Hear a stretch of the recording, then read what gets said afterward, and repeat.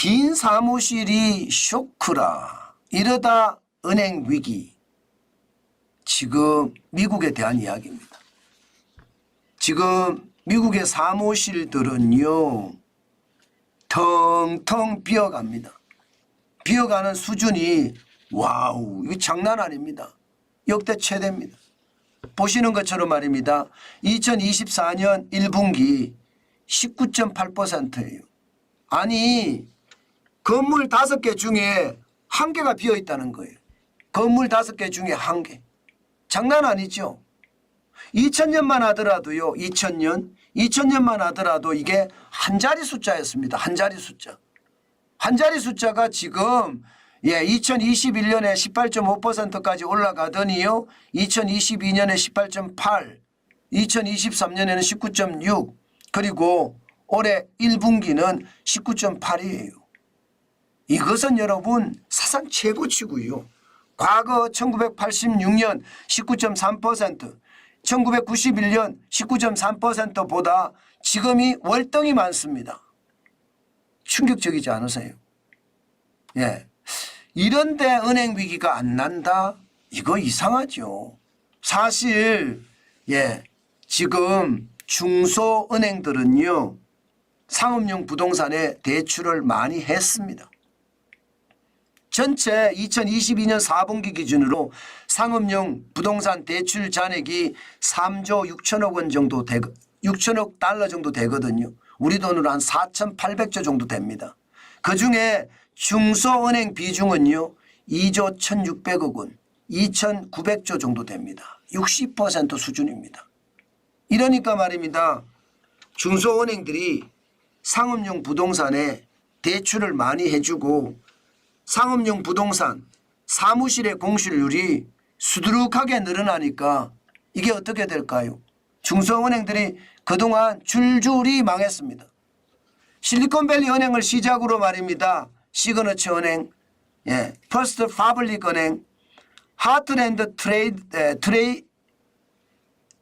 트라이 스테이트 은행, 시티즌스 은행, 이게 뭐 보세요.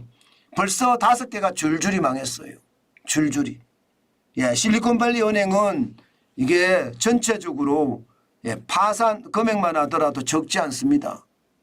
이게 자산이 이렇게 큰 회사들이 은행들이 망한다는 것은 여러분 솔직히 저 때가 위험했습니다. 2023년 작년이잖아요. 전부요. 그죠? 작년. 지금 현재는요.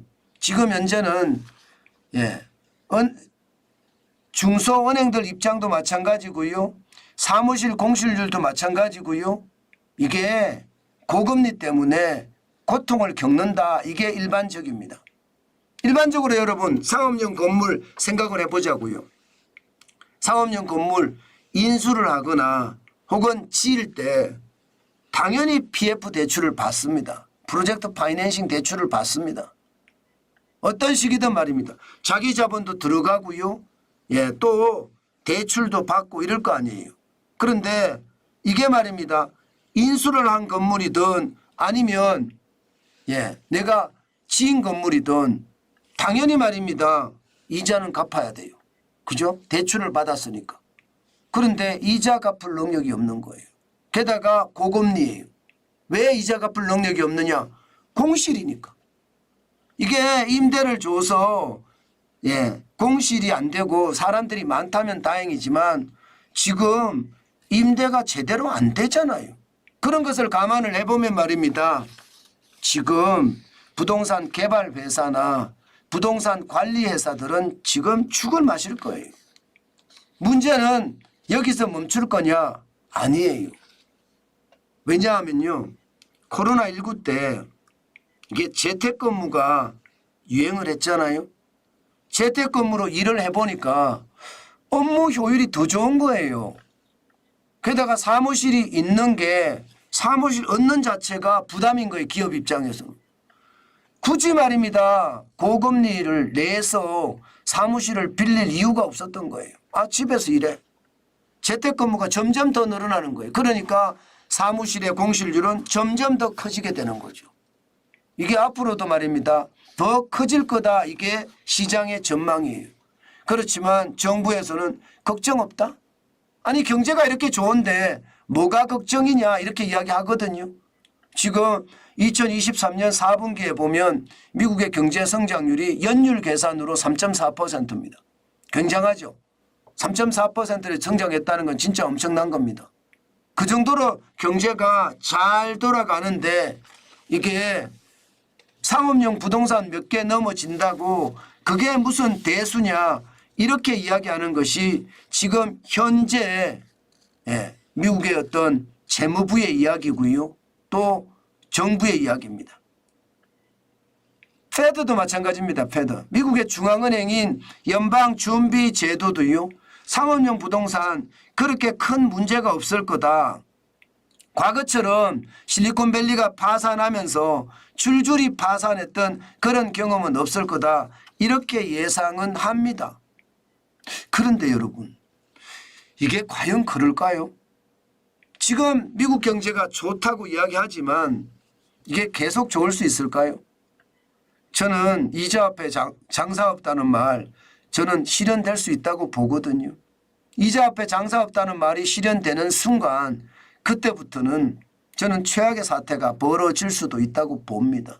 그것을 감안을 해보면 말입니다. 지방은행이나 소형은행의 또 도산은 이루어질 수밖에 없습니다. 현재도 말입니다. 뉴욕 커뮤니티 뱅코프라는 지역은행 지금 주가가 3.12달러입니다. 연초 10.41달러에 비하면 70%가 빠졌고요. 7.29달러가 빠져서 3.12달러예요. 이거는 거의 파산한 거나 다름없잖아요. 3.12달러면 주식 자체가 말입니다. 거의 휴지 조각이 됐다는 뜻입니다. 저는 이게 뉴욕 커뮤니티 뱅코프만 이럴 거냐 그렇지 않을 수도 있습니다. 저는 지역의 작은 은행들, 상업은행들 그리고 중소은행들 앞으로도 저는 충격이 될 수 있을 거고요. 그 충격은 자칫 잘못하면 은행의 위기로도 저는 발전될 수 있다고 봅니다. 문제는 여러분 미국의 은행 위기가 터지면 우리는 괜찮을까요? 우리도 괜찮지 않습니다. 우리도 거기에 대한 대비책 반드시 가져가야 됩니다. 그것이 말입니다. 우리에게는요. 굉장히 대비해야 될 그런 항목 중에 하나다. 그렇게 생각합니다. 미국 경제가 우리 경제하고 아주 직격적으로 맞닿아 있습니다. 왜 미국 경제가 우리 경제하고 맞닿아 있느냐. 과거에 대미 수출은요. 비중이 13%, 14%, 15%였습니다. 지금 대미 수출의 비중은요. 19%입니다. 중국보다 앞섰습니다. 1등 수출국이 지금 미국이에요. 그런데 미국이 흔들리면 우리 경제도 흔들릴 수 있거든요. 게다가 한미 금리 차는 2%포인트가 납니다. 대한민국은 3.5%고요. 미국은 5.5%입니다. 그렇기 때문에 그 충격의 강도가 저는 더 커질 수도 있다고 봅니다.